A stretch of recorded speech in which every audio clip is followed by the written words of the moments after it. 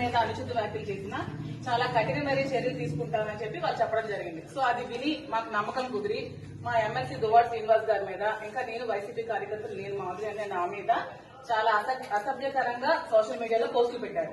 So మీరు ఖచ్చితంగా వాళ్ళ మీద కూడా యాక్షన్ తీసుకోవాలని కోరుకుంటూ మేము మా ఎంపీపీలు, ఎంపీటీసీలు, ప్రెసిడెంట్లు, మండలి టౌన్ ప్రెసిడెంట్లు అందరూ కలిపి మీ కంప్లైంట్ ఇవ్వడం జరిగింది. దీని మీద మీరు తప్పకుండా సివియర్ యాక్షన్ తీసుకోవాలని కోరుకుంటున్నాం. రండి అందరికీ దానికి సంబంధించిన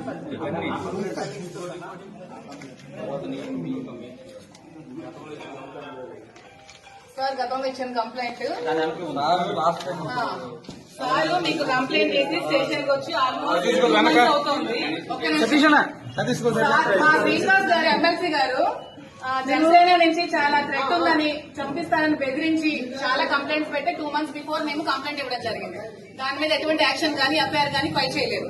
కానీ ఎప్పుడో 2 years బిఫోర్ శ్రీనివాస్ గారు ఏదో జనసేన పవన్ కళ్యాణ్ కోసం మాట్లాడారని చెప్పి దాని మీద కేసు ఫైల్ చేసిన వెంటనే ఎఫ్ఐఆర్ ఫైల్ చేయడం జరిగింది శ్రీనివాస్ గారు.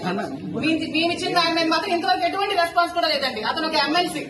సో మాకు ఇంతవరకు మాకు కట్టే మాకు రావాలి కదండి. కేసు అయితే కాపీ ఇవ్వాలి కదండి, మాకు కాపీ ఇవ్వాలి కదా.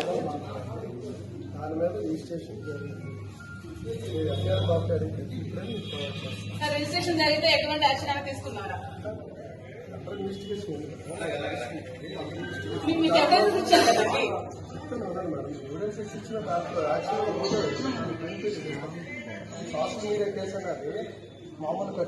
సరే మాకు అది ఎఫ్ఐఆర్